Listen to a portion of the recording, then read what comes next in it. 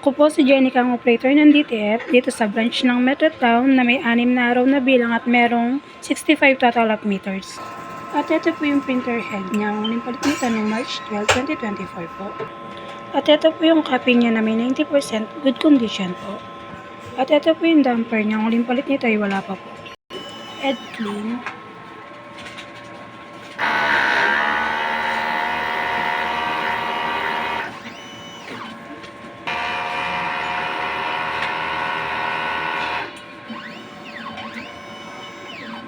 After at clean, plasan natin ng wiper.